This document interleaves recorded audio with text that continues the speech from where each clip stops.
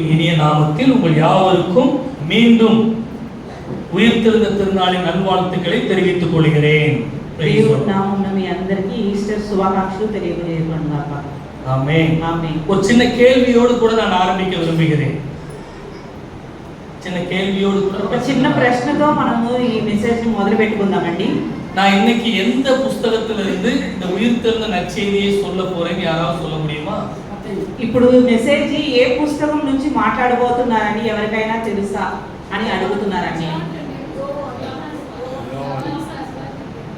ஒருத்தர் ஒரு தடவை சொல்லணும். யோவான், ஓகே. வேற மத்தேயு ஒருத்தர் சொன்னீங்க. மொத்தமே 4 புத்தகம் தான் இருக்கு. 4 சொல்லுங்க. అమ్మాయి చెప్పిందండి. யாரு? శ్వేత. என்ன మార్క్ చెప్పింది. మార్క్ చెప్పారా? మార్క్ 4 స్వార్థలు ఏ స్వార్థం అంటే నేను చెప్పబోతున్నాను. అదే అడుగుతున్నాను. మీరు ఇక్కడ ఉండకూడదు. నేను ఇద్దరు మమ్మల్ని అమెరికాకు పంపిస్తాను. புரிஞ்சுக்கிடுங்க. நேற்று இன்னைக்கு அதிகாலையில நான் தூங்குறதுக்கு முன்னாடி அதிகாலையில எல்லாருக்கும் வசனம் அனுப்பி விட்டுருந்தேன். இந்த ஸ்டேட்டஸ் எல்லாம் போட்டிருந்தேன். ஞாபகம் இருக்கா? ఈ ఎర్లీ మార్నింగ్ వచ్చేసి అన్నయ్య ఈ మెసేజ్ గురించి ఒక స్టేటస్ లాగా పెట్టారు. ఎవరైనా చూసారా? அது என்ன வசனம்? மார்க் 16:6. அப்ப அப்படி யோசிக்கணும். அண்ணன் இப்படி கேட்கிறாருன்னு எங்கேயோ இடிக்குதே அப்படி யோசிக்கணும். நீ வரக்கூடிய மெசேஜ்லயே அப்படி யோசிக்கணும். ఎస్ సిస్టర్, నీకు తెలియదు. ఇది అంటే స్టేటస్ పెడుతున్నారంటే మనం అర్థం చేసుకోవాలి. దీని నుంచే దేవుడు మాట్లాడబోతున్నాడు, ఈ రోజు అన్నయ్య మాట్లాడబోతున్నారంటే అర్థం చేసుకోవాలి. எந்த வசனத்துல இருந்து பிரசங்கம் பண்றானோ அந்த வசனத்தை ஏற்கனவே உங்களுக்கு ஹாப்பி ஈஸ்டர் வாழ்த்தாக அனுப்பி விட்டேன். ఏ వాక్యం ద్వారా ఈ దినం మాట్లాడాలనుకున్నారో ఆ వాక్యముని మీకు స్టేటస్ ద్వారానో లేకపోతే ఎలాగో పెడతారన్నమాట. அதனால இந்த கேள்வி ஏன் கேட்டேன்னா எத்தனை பேர் அலர்ட்டா இருக்கிறீங்க, எத்தனை பேர் கரெக்டா பதில் சொல்வீங்கன்னு போதித்து பார்க்கலாம். ఎందుకు ఈ ప్రశ్న అడిగామంటే ఎంతమంది అది చూసారో ఎంతమంది అలర్ట్ గా ఉన్నారని తెలుసుకుంటాని కోసం అన్నమాట. இப்போ మార్క్ 16:6 ஒரு వాసిக்கலாம். మార్కు సువార్త 16:6 అధ్యాయం ఒకసారి చదువుకుందామండి.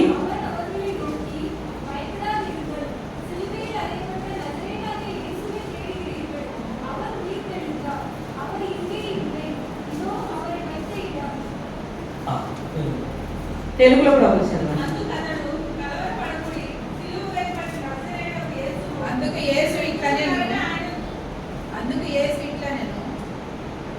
అదే ఫస్ట్ 6.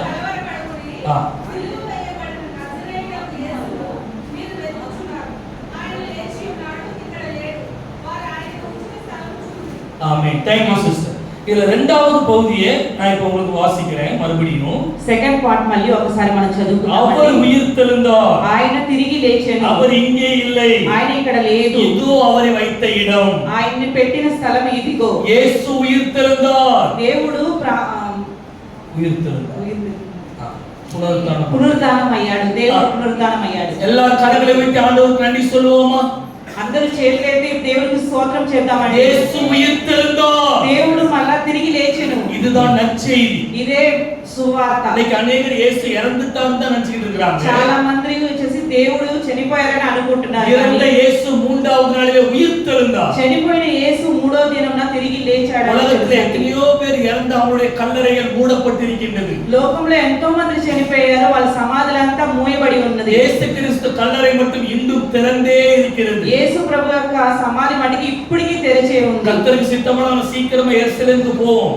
దేవుని చిత్తం అయితే మనం అందరూ త్వరలోనే యెరూషలేముకి వెళ్దాం. எருசலேமுக்கு போகும்போது அங்க பார்க்கலாம் அவருடைய கல்லறைக்கு மேல அவர் இங்கே இல்லை, அவர் உயிர்த்தெழுந்தார் என்று எழுதப்பட்டிருக்கிறது. యెరూషలేముకి వెళ్తే ఆయన సమాధి మీద దేవుడు ఇక్కడ లేదని రాయబడి ఉంది. అది చూడొచ్చు మనం. உலகத்திலே ஒரே ஒரு கல்லறை திறந்து இருக்கிறார், இயேசுவோட கல்லறை மட்டும். లోకంలో ఒకే ఒక సమాధి తెరిచి ఉండబడిందంటే అది కేవలం దేవుని యొక్క సమాధి. హల్లెలూయా. ஏனென்றால் இயேசு உயிர்த்தெழுந்தார். ఎందుకంటే దేవుడు తిరిగి లేచెను. அந்த உயிர்த்தெழுந்த இயேசு சீக்கிரமாய் வரப்போகிறார். తిరిగి లేచిన దేవుడు మరలా మన యొద్దకు రాబోతున్నాడు. உங்களையும் என்னையும் அவரிடத்தில் அழைத்து செல்ல போகிறார். మిమ్మల్ని మనల్ని దేవుడు ఆయన పరలోక రాజ్యంలో తీసుకువెళ్ళబోతున్నాడు. இந்த நாட்களில் நீங்க எங்க பார்த்தாலும் இயேசுவோட இரண்டாவது வருகைக்குரிய அடையாளங்களை பார்த்து கொண்டிருக்கிறோம். ఇప్పుడు ఎక్కడ చూసినా మనం రెండో రాకడ గురించి సూచనలు మనం చూస్తున్నాం అన్నమాట. எல்லா இடத்துலயும் யுத்தங்கள் நடக்கிறது. అన్ని చోట్ల యుద్ధములు జరుగుతున్నది. இதுதான் இரண்டாவது வருகையுடைய அடையாளம். దీనికి రెండో రాకడికి అర్థం ఇదే. யுத்தங்களின் செய்திகளையும் கேள்விப்படுவீர்கள். యుద్ధములు యుద్ధ సమాచారం గురించి మనం వింటున్నాం అన్నమాట. ரொம்ப அதிகமா கேள்விப்பட்டுக்கிட்டு இருக்கிறோம். ఇప్పుడు చాలాగా వింటున్నాం అన్నమాట. உயிர்த்தெழுந்த இயேசு சீக்கிரமாய் வரப்போகிறார். తిరిగి లేచిన యేసు త్వరగా రాబోతున్నాడు. హల్లెలూయా. அவரை சந்திக்க நீங்களும் நானும் ஆயத்தமா இருக்கிறோமா?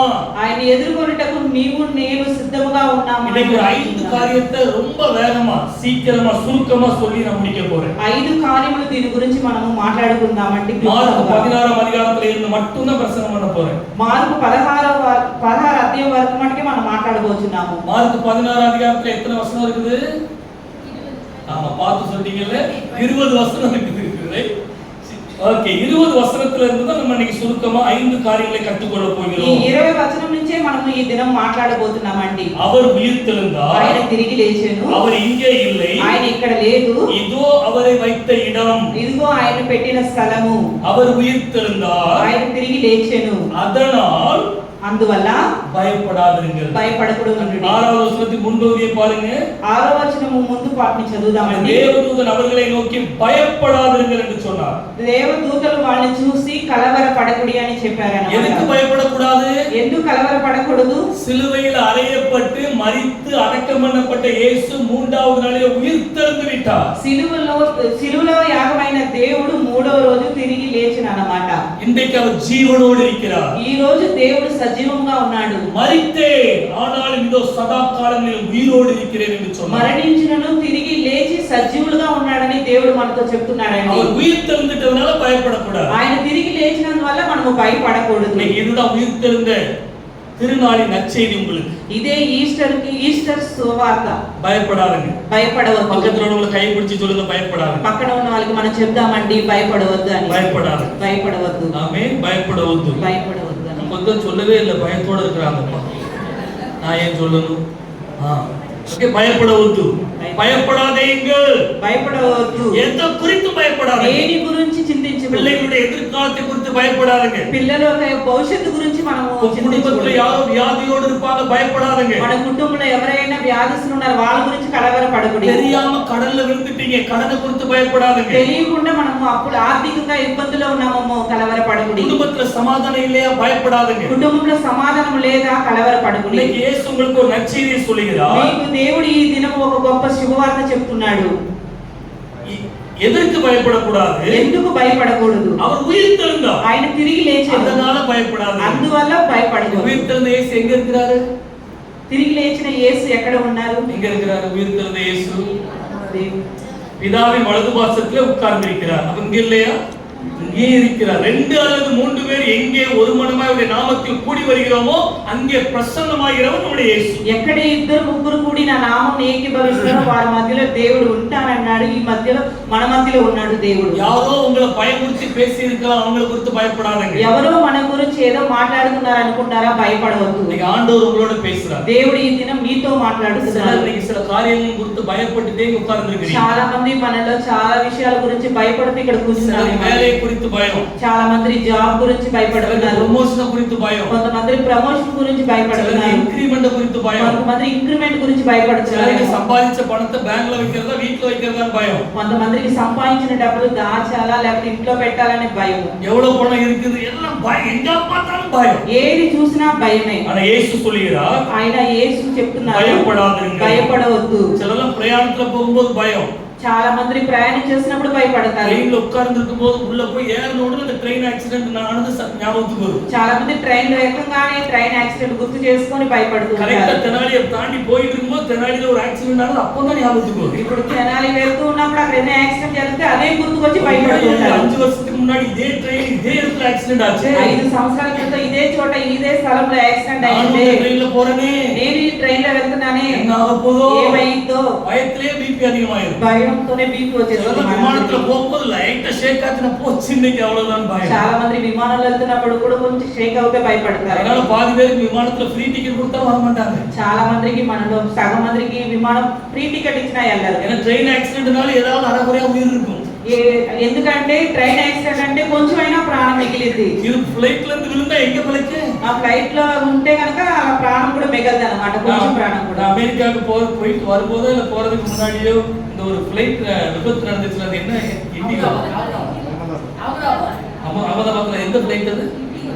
இண்டிகோ கிடையாது. இண்டிகோ கிடையாது. ஏர் இந்தியா. அதே ஏர் இந்தியா ஃபிளைட்ல தான் அடிக்கடி நானும் போனேன். ఆమె అన్నయ్య అమెరికాకి వెళ్లే ముందు ఎయిర్ ఇండియాలో వెళ్ళారన్నమాట. అప్పుడు జరిగింది కదా పోయిన సంవత్సరం ఇన్సిడెంట్. కానీ అన్నయ్య ఆ ఎయిర్ ఇండియా ద్వారానే వెళ్ళారన్నమాట. బ్రదర్ పాతు బ్రదర్ జోమన్ బ్రదర్ అమ్మగలం భయపడదలం ఎంగేం భయపడుతున్నారు. నా దగ్గర చాలా మంది వచ్చి బ్రదర్ జాగ్రత్త బ్రదర్ భయనస్తుందా ఇది అది అని అంటూ ఉంటారన్నమాట. ఎయిర్ ఇండియా ఫ్లైట్ లో போறதுக்கு முன்னாடி எவ்வளவு நாள் நானும் ஜோமன் இருக்கிறேன், நீங்களும் ஜோமன் இருக்கிறீங்க, ஒண்ணும் ஆகாது நம்ம ఫ్లైట్ లో போகும்போது. ఎయిర్ ఇండియా ఫ్లైట్ ఎక్కే ముందు అన్నికి చాలా మందిని ప్రార్థన చేశారు కాబట్టి ఏ భయం లేదు. எனக்கு ஒரு பயம் இல்ல, ఒక్క భయం కూడా లేదు. அதே பிரச்சனை பைலட் இருக்கிற இடத்துல ஐயா இங்க எலுங்குன வண்டியே ஓட்டிருப்பேன். అలా భయం వస్తే పైలట్ ని పక్కకు తోసి నేను కూర్చొని ఉంటాను అక్కడ. நான் கிடையாது, ஆவியானவங்க. అక్కడ నేను కాదు, దేవుని ఆత్మ అక్కడ. அந்த ஞானத்தை ஆண்டவர் தருவார். ఆ జ్ఞానము దేవుడు ఇస్తాడు. பயப்படாதீங்க, భయపడవద్దు. அவங்களுக்கு நடந்துச்சு நமக்கு நடக்கும் கிடையாது, நடக்காது. వాళ్ళకి జరిగింది నాకు కూడా ఇది జరిగిద్దా అని మనము కలవరపడకూడదు. తాత 56 వయసులో సెత్తారు. మా తాతయ్య 56 సంవత్సరాలు డయాబెటిక్స్ లో సెత్తారు. డయాబెటిక్ లో చనిపోయారు. తాతలు యారుడే తాత. ఎవరో తాత. உங்க அப்பா 56 వయసులో செத்துட்டாங்க. మీ నాన్నగారు అంటే మీ నాన్నగారు కదా, ఎవరో నాన్నగారు. அதனால நான் 56 వయసు వరకు செத்துறனோ, నేను 56 సంవత్సరాలు రాగానే చనిపోతానేమో అని భయమేమో. அவங்க ஜெபம் பண்ணாம செத்து போயிட்டாங்க. அவங்க ஜெபம் பண்ணாம செத்துட்டாங்க. என்ன சொல்றது? ஜெபம் பண்ணாம செத்துட்டாங்க. వాళ్ళు ప్రేయర్ చేయకుండా చనిపోయారు. அவங்களுக்கு அந்த 56வது వయதை குறித்து ஒரு எச்சரிக்கை இல்லை. అంటే వాళ్ళకి 56వ సంవత్సరం గురించి ఒక సూచన ఆలోచన లేదు. உங்களுக்கு அந்த எச்சரிக்கை வருது இல்ல, எச்சரிக்கை வருது இல்ல, మీకు ఒక ఆలోచన వచ్చింది కదా. முழங்கால போட்டுங்க, మోకరించండి. 55వ వయసులే ముழங்கால போட்டு ஜெபம் பண்ணுங்க. 55 సంవత్సరాలను మోకరించేయండి. 56 వయసుல జంప్ பண்ணி 57 కు போயிடுவீங்க. 56 జంప్ చేసి 57 సంవత్సరాలకు అడుగు పెడతారు. హల్లెలూయా சொல்லுங்களே. நம்ம சர்ச்சில மெடிக்கல் மிராக்கிள்ஸ் எல்லாம் நடக்கணும். ఈ దినం మన చర్చిలో మెడికల్ మిరాకిల్ జరగబోతుంది. కుటుంబத்துல పరంపరపరే డయాబెటిక్స్ வருது, எனக்கு வருது நம்பாதங்க வந்துரும், நம்பலங்க வராது. మన ముత్తాతలకి మన తాతలకి ఇది షుగర్ వస్తుందేమో మనకు కూడా వచ్చిందని భయం మనలో ఉండకూడదండి. భయం இருந்தா வந்துரும். ఆ భయం ఉంటే మనకు వచ్చేస్తుంది. భయం இல்லனா வராது. భయం లేకపోతే మనకు రాదు. அந்த சாப கட்டுகளை உடைக்கதான் நமக்கு ஜெபம் பண்ணிட்டு இருக்கோம். అలాంటి శాప కట్టుల నుంచి దేవుడు విడిపిస్తాడు. எத்தனை பேர் ஆமென் சொல்றீங்க? ஆமென். ఆమేన్. ஜெபத்தினால் எல்லாம் கூடும். ప్రార్థన వల్ల అన్ని సాధ్యము. பயப்படாதீங்க. భయపడవద్దు. రెండోదిగా ஆண்டவருடைய வார்த்தை சொல்கிறது, దేవుని వాక్యం చెప్తున్నది, அந்த அதிகாரம் ஃபுல்லாவே இயேசு கிறிஸ்து உயிர்த்தெழுந்த பிறகு என்ன நடந்தது என்பதை நமக்கு கற்றுக் கொடுக்கிறது. ఆ అధికారం మొత్తంలో దేవుడు తిరిగి లేచిన తర్వాత ఏం జరిగిందో మనకు చెప్తుందన్నమాట. நீங்க இருந்த வசனங்களை வாசித்தீங்கன்னா 3 பெண்கள் ஓய்வு நாள்ல அதிகாலையிலேயே సుగంధ వర్గం ఇడుబడి అలా పోరాడు. అంటే ఈ 16వ అధ్యాయంలో 1 నుంచి 3 వరకు చూసుకుంటే ముగ్గురు స్త్రీలు సుగంధ ద్రవ్యాలను తీసుకొని దేవుని చూడాలని ఆశతో వెళ్తున్నారు. మగ్దలేని మరియా, యాకోబిన్ తాయాగిన మరియా, యాకోబిన్ తల్లి అయిన మరియా, సలోమి. వీళ్ళు 3 பேர் போனதாக இங்க சொல்லப்பட்டிருக்கு. వీళ్ళు ముగ్గురు వెళ్ళినట్టు ఇక్కడ చెప్తుంది అన్నమాట. ఒక్కొక్క గాస్పెల్ పుస్తకத்தை பார்க்கும்போது కొంచెం వ్యత్యాసం ఉంటుంది. మనము ఈ సువార్త పుస్తకాలు చూస్తే మనకి ఒక్కొక్క చోట ఒక్కొక్క డిఫరెంట్ గా ఉంటుంది అన్నమాట. సత్యం ఉండదు. అంటే దీంట్లో సత్యం ఒకటే, சொன்ன விதம் வேற.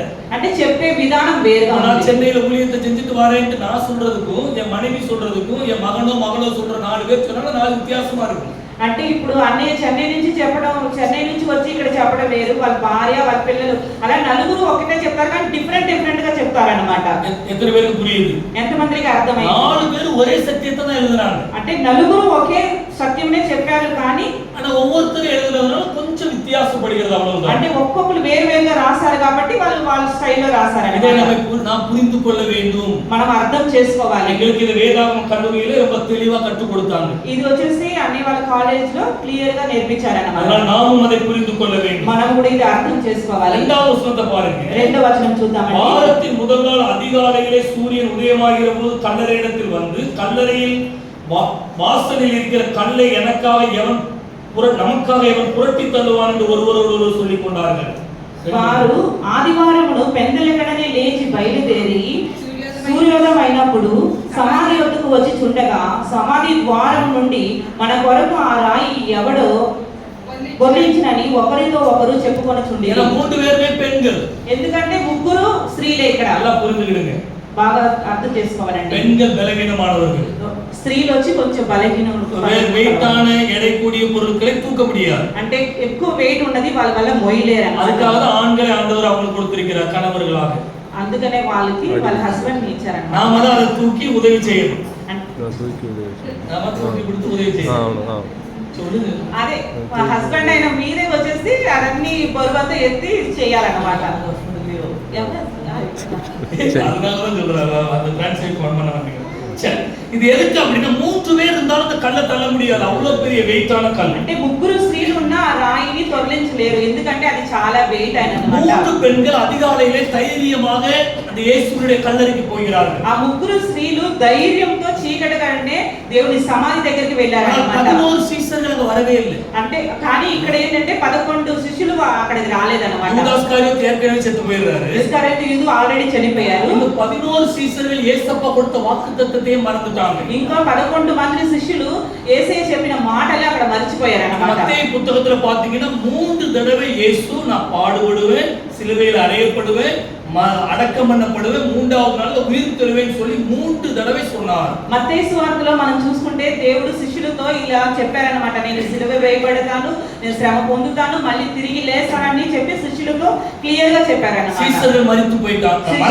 శిష్యులు మరిచిపోయారు. ஆனா இதே இடத்துல இந்த శిష్యులు இந்த பெண்கள் இருந்திருப்பாங்க, அவங்களும் அந்த சத்தத்தை கேட்டிருப்பாங்க. కానీ ఇదే ప్లేస్ లో వచ్చేసి ఈ శిష్యురాలు కూడా ఈ మాటలు వినిచోటి మర్చిపోయి ఉండొచ్చు. அவங்களும் ஞாபகம் இருந்துச்சான்னு தெரியல. அவங்க வந்தது உயிர்த்தெழுந்த இயேசுவை பார்க்க வரல, మరిత యేసువుకు సుగంధ వర్గమిడి మనబడి వந்தாங்க అవ్వదు. అంటే ఈ స్త్రీలు కూడా మర్చిపోయి ఉండొచ్చు, కానీ ఈ స్త్రీలు ఎందుకు అక్కడ వచ్చి ఉన్నారంటే దేవుని చూడడానికి కాదు, ఆయనకి సుగంధ ద్రవ్యాలు ఇవ్వడానికి వచ్చారన్నమాట. உண்மையிலேயே அவங்க விசுவாசித்திருந்தாங்க இயேசு உயிர்த்தெழுந்திருப்பாரு, அது சுகந்த வர்க்கமே தேவையில்லை, வேஸ்ட், இப்ப பணம் வேஸ்ட் ஆகி போச்சு.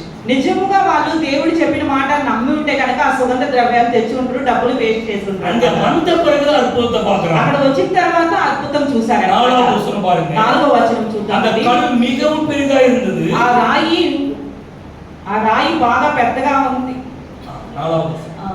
அவர்கள் ஏறிட்டு பார்க்கிற போது அது தள்ளப்பட்டிருக்க கண்டார். ఆ రాయి ఎంతో పెద్దది, కానీ వాళ్ళు చూసినప్పుడు ఆ రాయి ఏమైందంటే బొర్లించబడి எல்லாரும் இன்னைக்கு உங்களுக்கு ஒரு நற்செய்தி, உங்க பிரச்சனைங்கிற கல்லு ரொம்ப பெருசா இருக்குன்னு கவலைப்படாத.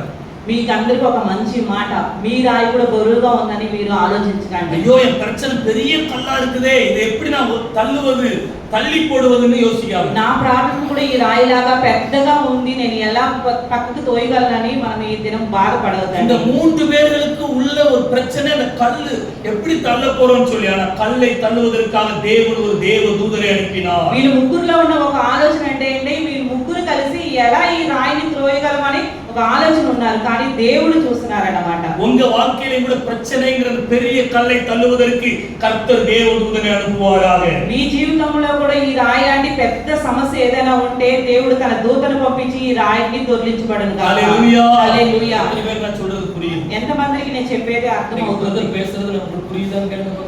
பிரதர் பேசுறது புரியுதா கேளுங்க.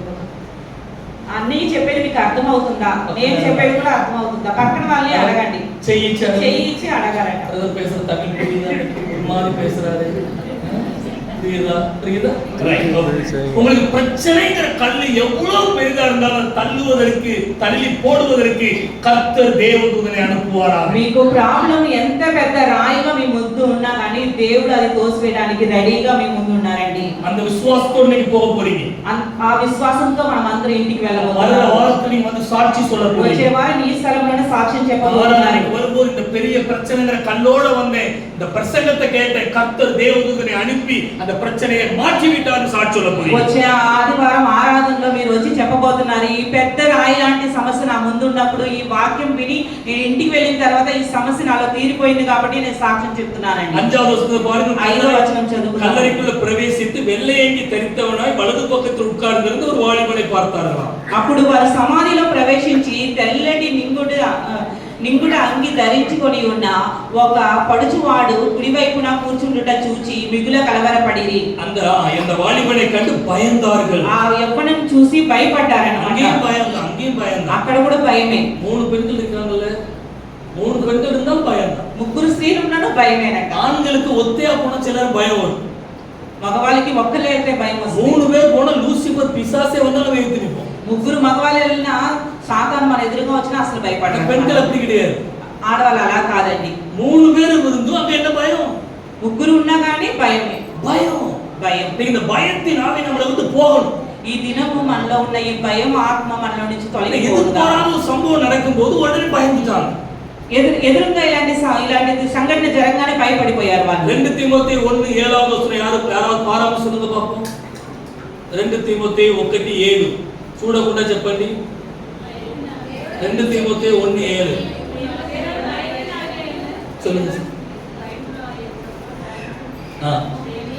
Yes sister.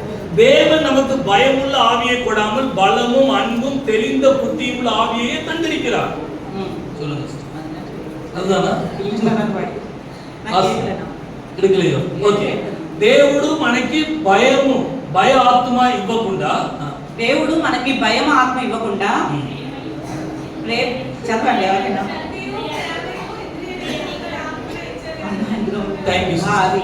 అండర్లైన్ చేసుకోండి. ఆ వాక్యం అండర్లైన్ చేసుకోండి. ரொம்ப ముఖ్యమైన వార్త, చాలా ముఖ్యమైన వార్త. అనేక நேரங்களில் மறந்துடுறோம்.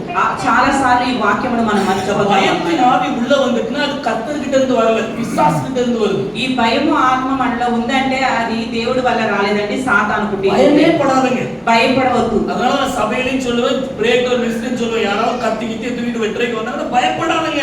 అందుకనే నేను చర్చిలో చెప్తాను, ప్రేటర్లో చెప్తాను, భయపడవద్దు. ఎవరు కత్తి తూకిட்டு ఎవరైనా కత్తి తీసుకొని వచ్చినా గానీ, AK-47 తూకిட்டு சுடுறதுக்கு வந்தாங்கன்னா பயப்படாதீங்க. AK-47 తీసుకొచ్చి మనల్ని కాల్చుతానన్నా భయపడవద్దు. இந்த உலகத்துல இருந்து கஷ்டப்பட்டு அடிபட்டு பரலோகத்துக்கு போறத காட்டிலும் சீக்கிரமா ஷூட் பண்ணி பரலோகத்துக்கு அனுப்பிடுவான். ஏன் உங்களுக்கு பயம்? ఈ జీవితంలో మనం బ్రతికి కష్టపడే కంటే ఒక AK-47 ఒక్కసారి కాల్ చేసి పరలోకి వెళ్ళడం బెస్ట్. எப்ப கூட நம்ம பயப்படக்கூடாது, ఎప్పుడూ మనం భయపడకూడదు. எல்லாரும் ஒரு ஆமென் சொல்லுங்க. ఒక ఆమేన్ చెప్పండి. హల్లెలూయా. హల్లెలూయా. அந்த தேவதூதன் அவங்ககிட்ட பேசினா, దేవదూత వాళ్ళతో మాట్లాడింది, భయపడవద్దు. సిలువയിൽ అరేయப்பட்ட నజరేయునాగిய యేసుவை தேடுகிறீர்கள். సిలువ వేయబడ్డ క్రీస్తుని మీరు వెతుకుతున్నారు. அவர் உயிர்த்தெழுந்தார், ఆయన తిరిగి లేచెను. அவர் இங்கே இல்லை, ఆయన ఇక్కడ లేడు. இதோ அவரை வைத்த இடம், ఇదిగో ఆయన పెట్టిన స్థలము. உங்களுக்கு எப்பெல்லாம் பயம் வருது இந்த వசனத்தை மறுபடி சொல்லுங்க. మీలో ఎవరికైనా భయము అప్పుడప్పుడు కలిగినప్పుడంతా ఈ వాక్యమును తీసి చదవండి. அவர் உயிர்த்தெழுந்து விட்டார், ఆయన తిరిగి లేచెను. உயிர்த்தெழுந்து பரலோகத்தில் மட்டுமல்ல நமக்குள் இருக்கிறார். ఆయన తిరిగి లేచి పరలోకంలోనే కాదు మన హృదయంలో కూడా ఉన్నారు. పరలోకத்துல మాత్రం కాదు, పరలోకంలో మాత్రమే కాదు మన కుటుంబத்திலே இருக்கின்றார், మన కుటుంబంలో కూడా ఉంటున్నారు. போகும்போது நம்மோடு வருகின்றார், మనం వెళ్తున్నప్పుడు మనతో వస్తున్నారు. உயிர்த்தெழுந்த இயேசு கிறிஸ்து, తిరిగి లేచిన యేసు క్రీస్తు. రెండవదిగా ఫస్ట్ భయపడాదిరుంగ, ఫస్ట్ భయపడవద్దు. రెండవది 15వ వచనం, రెండోది 15వ వచనం అండి. 15వ వచనం తమిళ్లో వాసింగే. పోదు సిస్టర్, అది మట్టు తెలుగులో వాసింగే. మరియు మీరు సర్వలోకమునకు వెళ్ళి, రెండవ పాయింట్, நீங்க உலகமெங்கும் போங்கள். రెండోదిగా మీరు సర్వలోకమునకు వెళ్ళుడి. உலகமெங்கும் போங்கள், సర్వలోకమునకు వెళ్ళుడి.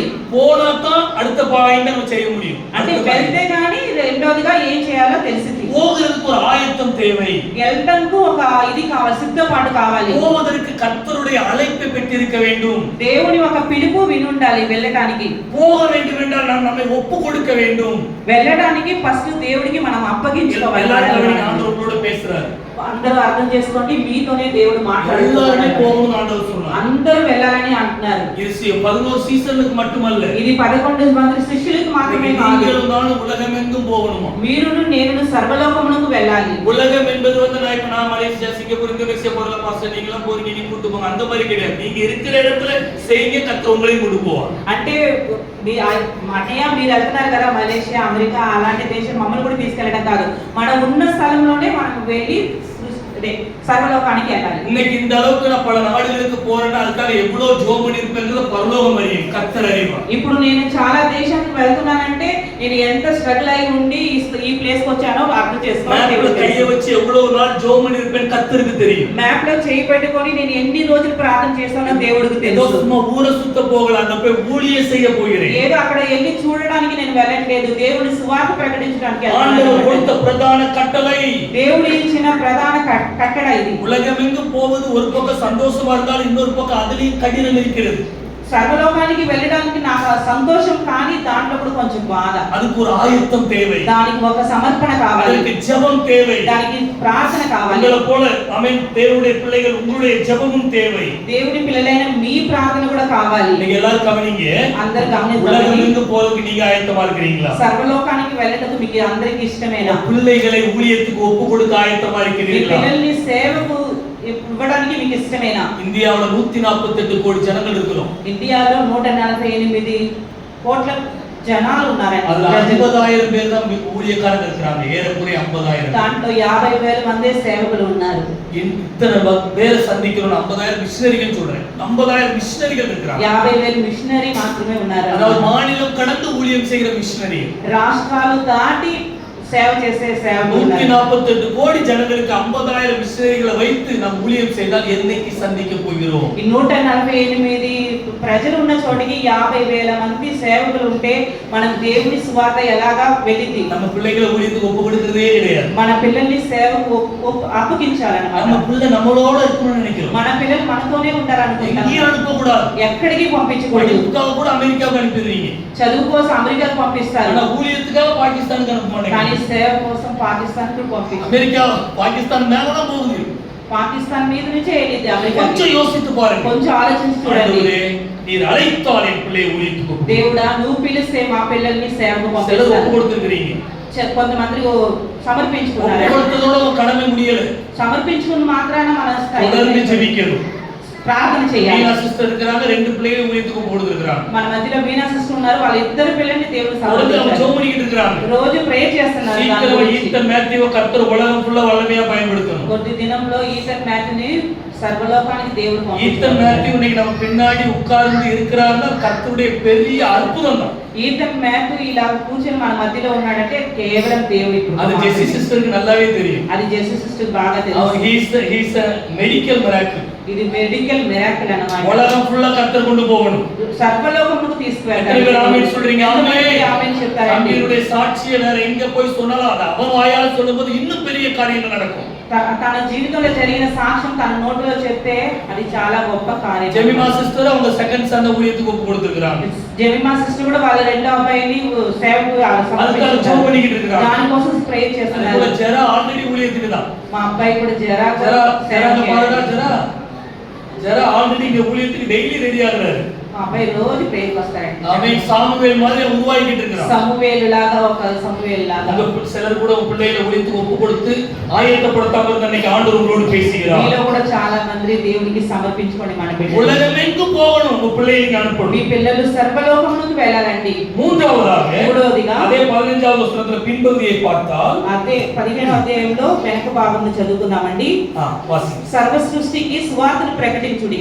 எதுக்காக போகணும்? மூன்றாவது ఎందుకు వెళ్ళాలి? சர்வ சிருஷ்டிக்கும் சுவிசேஷத்தை பிரசங்கிக்கணும். సర్వ సృష్టికి సువార్త ప్రకటించాలి. நல்லா கவனிங்க. మంచిగా గమనిద్దాం. நல்லா கவனிங்க. அதே எல்லாருக்கும் சுவிசேஷம் தேவை. అందరికీ సువార్త ప్రకటించాలండి. அதுக்காக ஆடு மாடுக்குலாம் போய் சுவிசேஷம் சொல்லிறாங்க. అందుకని ఆవులకి మేకలకి వెళ్ళి మనం చెప్పకూడదు சில సువార్త. பிளான்ட்க்குலாம் போய் சுவிசேஷம், மரத்துக்குலாம் சுவிசேஷம் சொல்றாங்க. చాలా మంది వెళ్ళి చెట్టు పుట్టలకి అంతా చెప్తుంటారు సువార్త. மரமே చెట్టే இயேசுவை ஏற்றுக்கொள். యేసుని నమ్ముకో. இயேசு சீக்கிரம் வர போகிறார். దేవుడు తొందరగా రాబోతున్నాడు. இன்னைக்கு அப்படிலாம் தவறான போதனை இருக்குது. ఇప్పుడు చాలా మంది ఇలాంటి తప్పుడు బోధన చెప్తున్నారు. ஆதறிவு உள்ள ஆத்துமாவை உடைய மனிதன் மட்டுமே பரலோகத்துக்கு போவான். 6 సెన్స్ ఉన్న ప్రతి ఒక్క మనుషుడు పరలోక రాజ్యానికి. மிருகங்கள் பரலோகத்துக்கு வராது.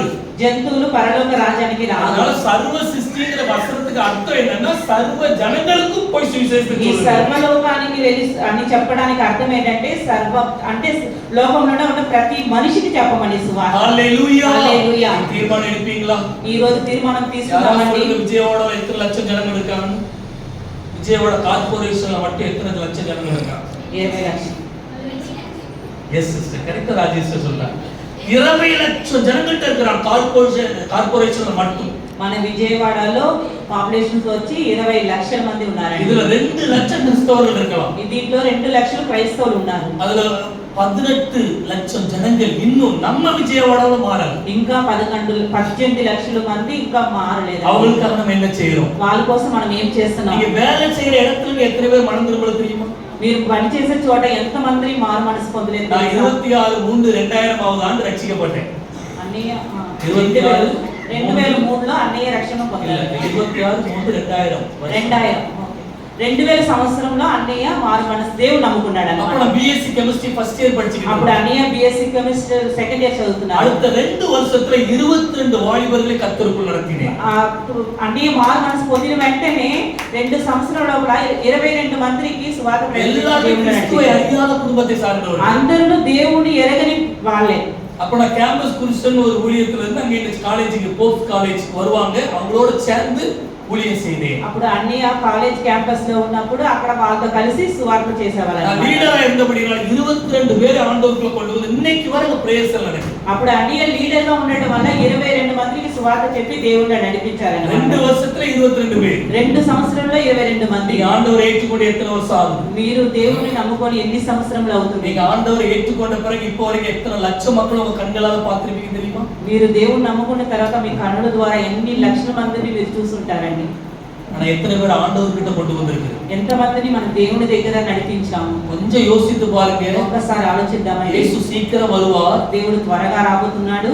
நம்மகிட்ட வேற எந்த கேள்வியும் கேட்க மாட்டார். వాళ్ళతో ఏ ప్రశ్న అడగరు. 20 வருஷத்துக்கு முன்னாடி உனக்கு நான் ரட்சிப்பு தந்தேனே, 20 సంవత్సరాల ముందు నీకు రక్షణ దయచేసానే, எத்தனை பேரை நீ என்னுடைய சபைக்கு அழைத்து வந்தாய்? ఎంత మందిని నువ్వు నా దేవుని సన్నిధికి తీసుకొని వచ్చావు? அப்படின்னு கேட்டா உன் பதில் என்ன?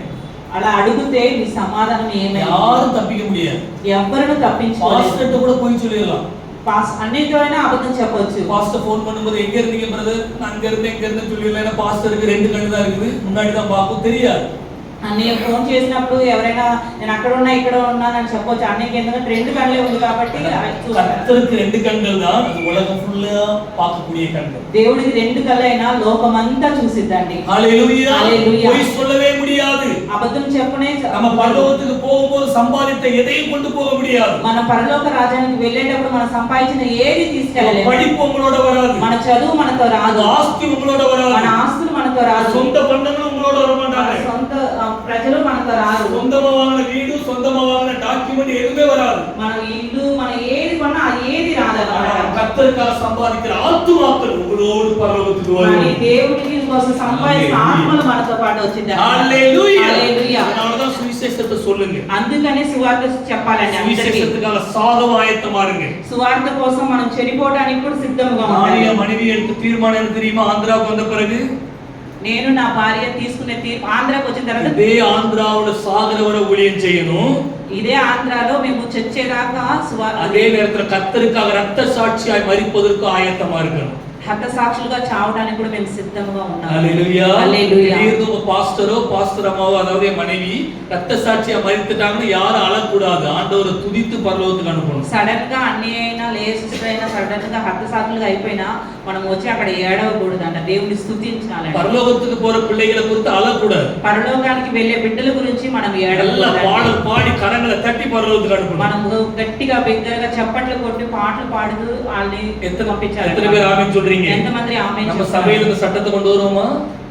మన సంఘంలో ఇలాంటిది తెప్పిద్దామా? நல்லா ரட்சிக்கப்பட்டு இறந்து பரலோகத்துக்கு போகும்போது யாரும் அழக்கூடாது. మంచిగా రక్షింపబడి అంతా చేసిన తర్వాత వాళ్ళు చనిపోయినప్పుడు ఎవరు ఏడవకూడదు. என்ன அதான உண்மை. பரலோகத்துக்கு போகும்போது அழுது நரகத்துக்கு போனா பாவம் செஞ்சு நரகத்துக்கு போனா ரொம்ப அழுங்க. இதை எங்க இருந்து கற்றுக்கலாம்னா கேரளாவுல அதுவும் ஆவிக்குரிய சபை பெந்தேகோ சபைகள் எல்லாம் முழுமையா தூங்க மாட்டாங்க. நல்ல பிரசங்கம், நல்ல பாட்டு, சந்தோஷத்தோட பரலோகத்துக்கு அனுப்பி வைப்பாங்க. కేరళలో చనిపోయిన తర్వాత ఎవరు ఏడవరంట. నైట్ అంతా పాటలు పాడుతూ సంతోషంతో వాళ్ళని పరలోక రాజ్యానికి పంపిస్తారు. ఎవరు ఏడవరంట. எனக்கு அதை பார்த்த ரொம்ப ஆச்சரியமா இருக்கும். నాకు అది చూసినప్పుడు చాలా ఆశ్చర్యం కలిగింది. வீடியோல லைவ் பண்ணுவாங்க, என் மனைவி அப்பப்போ காட்டுவாங்க. யாராவது ஊழியக்காரங்க இருந்தாலும் நான் பார்த்திருக்கேன். వీడియోలో లైవ్ ఎప్పుడైనా జరిగినప్పుడు మా వైఫ్ వచ్చేసి అది చూపిస్తున్నప్పుడు నేను తమిళనాడు ఆంధ్రాలో ஊழியக்காரங்க இருந்தாலும் அழுறாங்களே. మన తమిళనాడులో ఆంధ్రాలో అలా కాదు, సేవకులు చనిపోయినా పడి ఏడుస్తారు. ஊழியக்காரங்க சாகல, ஆண்டவர் அவர்களை பரலோகத்துக்கு எடுத்துக்கொண்டார். అంటే సేవకులు చనిపోలేదు, దేవుని పరలోక రాజ్యానికి తీసుకువెళ్ళారు. ஆமென் சொல்லுங்களே. ఆమేన్ చెప్తామండి. அது எப்படி பிரதர் அலாம இருக்க முடியும் அப்படி நீங்க கேட்பீங்க. అది ఎలా మర్చిపోవాలని మీరు అడగగలరు. நான் செத்த பிறகு அழுதீங்கன்னா திடீர்னு எழும்பி வந்து அழாதன்னு சொல்லிட்டு படுத்துக்கிடுவேன். నేను చనిపోతే ఎవరైనా ఏడిస్తే నేను తిరిగి వచ్చి అలా లెగిసి వచ్చి మిమ్మల్ని అడుగుతాను. భయంతో நீங்களும் என் கூட படுத்துக்கிடுவீங்க. ఆ భయంతో మీరు కూడా అక్కడ పడుకుంటారు. ఇది సత్యం. ఇది సత్యము. సర్వ సృష్టికి సువిశేషத்தை ప్రసంగిக்கணும். సర్వ సృష్టికి వెళ్ళి సర్వ ప్రజలకు సువార్త ప్రకటించాలి. మరణం எப்போ வரும் தெரியாது. మరణం ఎప్పుడు వచ్చిందో తెలియదు. మిడిల్ ఈస్ట్ లో గల్ఫ్ కంట్రీல போடுற ஒரு பாம் தூக்கி இங்க டக்குனு அப்படியே போறது தெச பேர் மாதிரி வந்து విజయవాడలో ఉంటుందా అవಳು పరలోకத்துக்கு தான். ఆ గల్ఫ్ లో వేసే ఒక బాంబు వచ్చేసి తెలియకుండా ఇలా ఇక్కడ వచ్చి పడిపోతే అంతే అయిపోతాం మనం అందరం. உண்மையா இல்லையா? అవునా? யுத்தம் நடக்குது. చుట్టూ యుద్ధం జరుగుతుంది. யாருடைய உயிருக்கு பாதுகாப்பு இல்லை. ఎవ్వరి ప్రాణముకు సేఫ్టీ లేదు. இப்ப வரைக்கும் இந்தியா பாதுகாப்பா இருக்கிற மாதிரி தெரியுது. ఇప్పుడు వరకు ఇండియా సేఫ్టీగా ఉన్నట్టు కనిపిస్తుంది. வெகு சீக்கிரத்துல நமக்கும் வரும் பிரச்சனை. ఇంకా కొన్ని దినంలో మనకు కూడా ఇలాంటి அதுக்கு ప్రాబ్లమ్ முன்னாடி சுவிசேஷத்தை அறிவிங்க. అంతకు ముందే మనం అందరూ సువార్త பிரச்சனை ప్రకటించాలి. வந்த பிறகு அறிவிக்க పోனா வீட்டை விட்டு வெளியே போக முடியாது. ఈ ప్రాబ్లం వచ్చిన తర్వాత మనం సువార్త ప్రకటించాలంటే అప్పుడు మనం బయటికి కూడా నాలుగవది. నాలుగవదిగా 16வது వచనం 16వ అధ్యాయం சொல்லிட்டு ஒரு 5 நிமிஷம் முடிச்சிடுறேன். ஓகே 16வது வசனம் வாசி. ஆ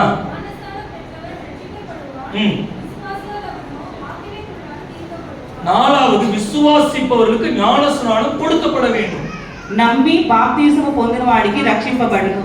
ஆமென். ஞானஸ்நானம் கொடுக்கப்படணும். జ్ఞానస్నానం ఇవ్వబడును. அதனால நான் சொன்னேன் ஜூன் மாசத்துல நம்ம சர்ச்சில மறுபடியும் ஞானஸ்நான ஆராதனை உண்டு. అందుకనే నేను చెప్పాను జూన్ నెలలో మన సంఘంలో మరలా జరగబోతుంది. நம்ம சர்ச்சில ஒரு சில ஞானஸ்நானம் எடுக்கல. మన చర్చిలో ఇంకా కొంతమంది Blessed எடுக்கணும். బ్లెస్సర్ తీయాలి. ஜெனம் எடுக்கணும். జనం తీయాలి. ஆமென். வேற யார் இருக்கறா? దుష్యంస్ తీయాలి. மனோஜ் எடுக்கணும். మనోజ్ తీయాలి. வேற யாரெல்லாம் பேரு? ஆமா அமிர்தா எடுக்கணும். ஆதித்யா வந்துட்டானா? ஆதித்யா அவர்கள் எல்லாரும் 15 வயசை தாண்ட 14 வயசை தாண்டினாலுமே தயவு செய்து நம்ம அண்ணனா உங்க பாஸ்டரா சொல்றேன் பேப்டிஸ் எடுக்கணும். அந்த வசனத்தின்படி பரலோகத்துக்கு போகவே முடியாது. మన 14 సంవత్సరాలు దాటిన తర్వాత మనం ఖచ్చితంగా బాప్టిజం తీసుకోవాలి. ఒకవేళ మీకు అలా నమ్మబుద్ధి అవ్వకపోతే ఈ వాక్యం ద్వారా చూడండి. ஆண்டவர் ஏன்ட்ட கணக்கு கேட்க மாட்டார். నాతో దేవుడు లెక్క అడగడు. எவ்வளவு கத்த முடியுமோ நான் கத்திக்கிட்டு தான் இருக்கிறேன். నేను ఎంత అరవాలో అంత అరుస్తూనే நீங்க ఉంటాను. காரணம் எதுவும் சொல்ல முடியாது. మీరు కారణం ఏం చెప్పలేరు. சீக்கிரமாய் ஜூன் மாதத்துல எல்லாரும் ஆயத்தப்படுங்க. త్వరగా జూన్ నెలలో మీరు అందరూ సిద్ధపడాలండి. ஞானஸ்நானம் எடுக்காதவங்க தயவு செய்து எடுங்க. జ్ఞానస్నానం బాప్టిజం ఎవరైతే తీసుకోలేదో వాళ్ళందరూ సిద్ధపడండి. ஆமா வீணான விதண்டாவாதங்கள்லாம் பேசிக்கிட்டு இருக்கேன்டா. விதண்டாவாதம் தேவையில்லாத பேச்சு. అదే ஓகே తెలుగు విదండావాదం. ఆర్గ్యుమెంట్ అది చేయొద్దండి. ஏன்னா கர்த்தர் சொன்னதால சொல்றேன் எல்லாரும் எடுக்கணும் ஆயத்தப்படணும். దేవుడు చెప్పాడు కాబట్టి చెప్తున్నాను అందరూ బాప్టిజం తీసుకోవాలి. கடைசியாக లాస్ట్ గా 17 18 20 17 18 19 20 எல்லாரும் பாருங்க.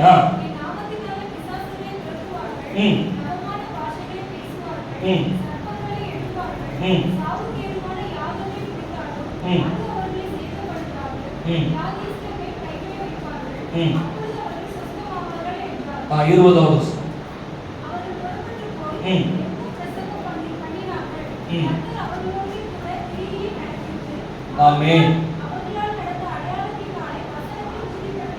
எஸ் அங்க ஒரு 5 அடையாளங்கள் சொல்லப்பட்டிருக்கு. అక్కడ 5 సూచక్రియలు చెప్పబడి நீங்களும் நானும் தான் செய்யணும். అది మీరును నేనునే చేయాలి. நல்லா புரிஞ்சுக்கிடுங்க. బాగా అర్థం చేసుకోండి. 5 అద్భుతాలు இதெல்லாம் சொல்ல டைம்ல ஏற்கனவே ஒரு தடவை பிரசங்கம் பண்ணும்போது சர்ச்சில சொன்னேன். 5 సూచకార్యాలు ఇక్కడ జరిగింది. అది నేను అనేక సార్లు ఇక్కడ చెప్పాను. 5 உங்க மூலமா நடக்கலன்னு இன்னைக்கு ஜெபம் பண்ணுங்க. ஆண்டவரே என் மூலமா நடக்கணும். ఈ 5 మీ జీవితంలో మీ ద్వారా జరగలేదంటే ఇప్పుడు ప్రార్థన చేయండి. பேய விரட்டணும். మీరు దెయ్యం వెలగొట్టాలి. వ్యాధిస్తుల மேல கைகளை வச்சு ஜெபம் பண்ணணும். రోగుల మీద చేతులు పెట్టి ప్రార్థన చేయాలి. அதுல சொல்லப்பட்ட 5 அடையாளங்கள் சபையில உள்ள விசுவாசிக்கிற எல்லாராலையும் நடக்கணும். ఇక్కడ చెప్పబడిన 5 సూచక్రియలు మన ద్వారా జరగబడాలి. கடைசி வசனத்தை பார்த்தோம். లాస్ట్ గా వచనం இந்த அடையாளங்களினால் கர்த்தர் வசனத்தை உறுதிப்படுத்தினார். ఈ సూచక్రియల వల్ల దేవుడు வசனத்தை உறுதிப்படுத்தினார். ஓகே சரி అలా వసంత వాస్తవం వారు బయలుదేరి వాక్యమంతటా ప్రకటించిరి. ప్రభు వారికి సహకారుడై ఉండి వెనువెంట జరుగుతున్నదని సూచక్రియ వలన వాక్యమును స్థిరపరచుచుండెను. ஓகே அப்ப அந்த வசனத்தை இந்த வசனம் நம்ம சொல்ற வசனம் உண்மைன்னு மக்களுக்கு தெரியணும்னா அந்த அடையாளம் நடக்கும். ఈ వాక్యం మనం చెప్పే వాక్యం నిజమని ప్రజలు నమ్మాలంటే ఈ 5 కార్యాలు మనం ప్రార్థన చేసినప్పుడు జరగాలి. வரக்கூடிய நாட்கள் அதிகமா நம்ம மூலமா நடக்க போகுது. రాబోయే దినంలో మన ద్వారా ఇది జరగాలి. ஒரு உதாரணத்தை சொல்றேன். இந்த பர்சன் அசிஸ்டன்ட் காந்திகில இருந்து முன்னால ரெகுலரா பிரேயர் கிளப் மிஸ்ஸி வந்துட்டு இருந்தாங்க. ఒకటి చెప్తాను. గాంధీ హిల్ నుంచి ప్రసన్న సిస్టర్ అని ఒకరు రెగ్యులర్ గా ప్రేయర్కి వచ్చేవాళ్ళు. பிரேயர் மினிஸ்டர் வர்றவங்களுக்கு ஞாபகம் இருக்கும்னு நினைக்கிறேன். ప్రేయర్ ఎవరికి వచ్చే వాళ్ళకి గుర్తుంటదండి. ஒரு தடவை திடீர்னு ஒரு பேய் பிடிச்ச ஒரு அம்மா சர்ச்சுக்கு வந்தாங்க. ఒకసారి సడన్ గా దెయ్యం పట్టిన ఒక ఆమె చర్చి లోపలికి వచ్చారు. அப்போ நாங்க எல்லாரும் ஜெபம் பண்ணிட்டு இருக்கோம். கர்த்தரே என்ன சொன்னா, நீ ஜெபம் பண்ணாத, பிரசன்னா சிஸ்டர் தலையில கை வச்சு ஜெபம் பண்ண சொல்லுங்க ஆண்டவர் உணர்த்தினார். అప్పుడు వెంటనే నేను ప్రార్థన చేస్తుంటే దేవుడు నన్ను ప్రే చేయవద్దు, ప్రసన్న సిస్టర్ ని ప్రే చేయమని చెప్పారు. பிரசன்னா சிஸ்டர் நீங்க எழும்பி தலையில கை வச்சு ஜெபம் பண்ணுங்கன்னு சொல்லுங்க. సిస్టర్ మీరు వెంటనే తల మీద చేతులు పెట్టి ప్రార్థన చేయమని చెప్పారు. அவங்க உடனே வைக்க மாட்டேன்னு சொல்லல. వెంటనే పెట్టనని చెప్పలేదు. சிலர்லாம் வைக்க மாட்டேன் பாஸ்டர், நீங்களே வைங்க பாஸ்டர். என்ன அன்பு, அது பயம். அன்பு கிடையாது, பயம். உடனே அண்ணா அப்படியே அண்ணா வைக்கிறேன் ஜெபம் பண்ணா, இயேசுவின் நாமத்துல பொல்லாத பிசாசே போ அப்படின்னு தெலுங்குல பேசினா உடனே கீழே விழுந்து விடுதலை. చాలా మంది మన తలలో చేయి పెట్టమంటే భయపడుతూ ఉంటాం. కానీ సిస్టర్ చెప్పగానే తలలో చేయి పెట్టి యేసు నామంలో ఈ దెయ్యం పారిపోవుగా కంటే పారిపోయింది. విడుదల கிடைச்ச உடனே அதான் ஏன் ஜெபத்தின் மூலமா விடுதலையா? ఇలా వెంటనే విడుదల దొరకగానే అన్నయ్య నా జపం ద్వారా ఇలా విడుదల జరిగింది அதுதான் பைபிள் சொல்லுது. అదే వాక్యం చెప్తుంది. நம்ம எல்லாருக்குள்ள இந்த அதிகாரத்தை ஆண்டவர் தந்திருக்கிறார். మన అందరిలో అధికారం దేవుడు ఇచ్చి ఉన్నాడు. நம்ம பயன்படுத்துறது இல்ல. మనము అది ఏంటంటే యూస్ చేయట్లేదు. பயன்படுத்துறதால உங்களுக்கு వల్లమే అది தெரியும். యూస్ చేస్తే కదా మనకు తెలిసేది. எல்லாரும் எழுப்பி நில்லுங்க. ఒకసారి అందరూ లెగుస్తామండి. ஆமென். Thank you sister. எல்லாரும் எழுப்பி நின்று ஒரு 2-3 நிமிடம் ஜெபிக்க போகிறோம். ஆமென். இந்த உயிர்த்தெழுந்த நாளிலே கர்த்தர் இன்னைக்கு நம்மோடு பேசி இருக்கிறார். ఈస్టర్ రోజు దేవుడు మన అందరితో మాట్లాడే భయపడవద్దు. మీరు ప్రపంచం అన్నిటికీ వెళ్ళాలి, అందరికి సువార్త చెప్పాలి. దేవుడు మనకి ఇచ్చిన 5 సూచనలు మన విశ్వాస ద్వారా ఆమె ప్రజల మధ్యలో మీ ద్వారా జరగాలి. అది ద్వారా వచనములు స్థిరపరచబడాలి. எல்லாரும் ஒப்புக்கொடுத்து ஜெபம் பண்ணுங்க.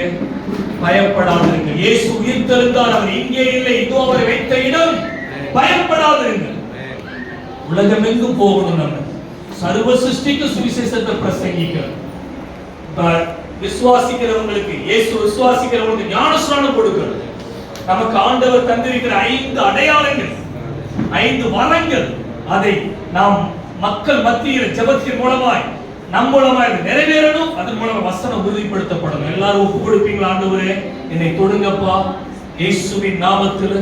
యేసు ప్రభువా ఈరోజు మాతో మాట్లాడి అందరూ ఒక్క 2 నిమిషం ఈరోజు బళ్ళారాధన కొరకు మమ్మల్ని సిద్ధపరచండి ప్రభువా. మీ సన్నిధిలో వచ్చి ఉన్నాం, అందరూ సిద్ధపడండి. ఎవరు నేను ఈరోజు నేను పాపం చేసిన అనుకోవడం ఏమీ అవసరం లేదు. யாராவது பாவம் செஞ்சுட்டு நான் நீங்க திருவிருந்து எடுக்க மாட்டேன்னு யோசிக்க வேண்டிய தேவையில்லை. காரணம் வசனம் உங்களை பரிசுத்தமாக்கி விட்டது. நீங்க பசங்க கேட்கும் போதே பரிசுத்தமாயிட்டீங்க.